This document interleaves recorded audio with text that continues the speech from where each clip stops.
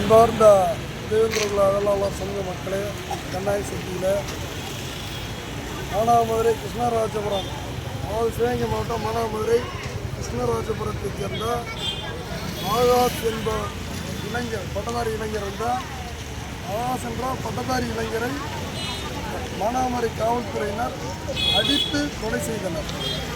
இந்த கொலைக்கு நீதி கேட்டு கடந்த 5 நாட்களாக தேசிய மதுரை ராமேஸ்வர தேசிய நெடுஞ்சாலையை மறைத்து போராட்டம் நடைபெற்றது.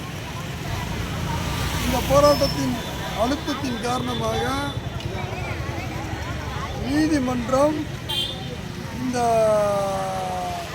ஆகாஷ் என்பவரை காவல்துறை படுகொலை செய்துள்ளது அப்படின்றதை ஏற்றுக்கிட்டாங்க. அதன் அடிப்படையில் வன்கொடுமை தடுப்பு சட்ட பிரிவின் கீழ் கொலை வழக்கு பதிவு பண்ணியிருக்காங்க. அதே சூழலில் நீதிமன்றமும், அதாவது இந்த மக்கள் வச்ச கோரிக்கையை நீதிமன்றம் ஒரு கட்டமாக ஏற்றுக்கொண்டிருக்காங்க.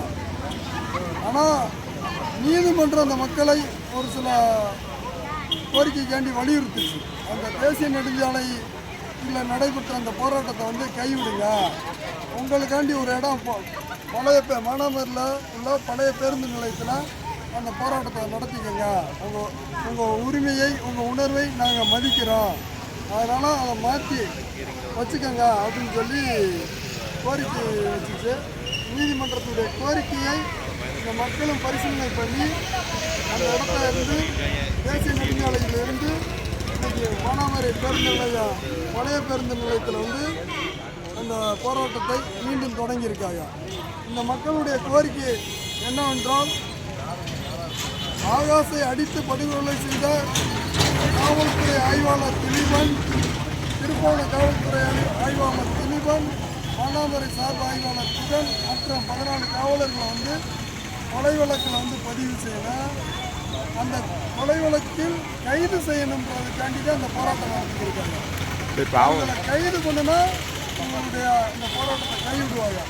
இல்லாட்டி அந்த குற்றவாளிகளை கைது பண்ணவில்லை என்றால் ஆகாஷுடைய உடலை அதுவரை வாங்க மாட்டோம் அப்படின்றதுல உறுதியாக இருக்காங்க. இப்போ இன்றைக்கி அவங்களுடைய பெற்றோர்கள் வந்தாங்க இல்லையா, முடிச்சுட்டு வந்திருக்காங்க, அவங்களுடைய இதெல்லாம் முடிச்சுட்டு இங்கே வந்திருக்காங்க களத்துக்கு. அவங்கள்ட்ட கலந்துரையாடிய போது அவர்கள் எந்த மாதிரியான இதாக வச்சுருக்காங்க? அவங்களுடைய பெற்றோர்கள் தற்போது தான் வீட்டுக்கு வந்திருக்காங்க. அந்த பெற்றோர்கள் போராடக்கூடிய மக்களுக்கு உறுதுணையாக நிற்போம், நாங்களும் அந்த நீதி கிடைக்கும் வரை, அந்த குற்றவாளிகளை கைது செய்யும் வரை உடலை வாங்க மாட்டோம் அப்படின்றதுல உறுதியாக இருக்கிறாங்க. அதனால் இந்த போராட்டம் தொடரும். இந்த ஆகாஷ் படுகொலைக்கான நீதி கேட்டு போராடக்கூடிய அந்த மக்களுடைய போராட்டத்திற்கு தமிழக மக்களும், சுற்றுவட்டார மக்களும், தேவேந்திரகுல சமூக மக்களும் ஆதரவு தந்து அந்த போராட்டத்தில் பங்கெடுக்கும்படி பணியுடன் கேட்டுக்கொள்கிறேன்.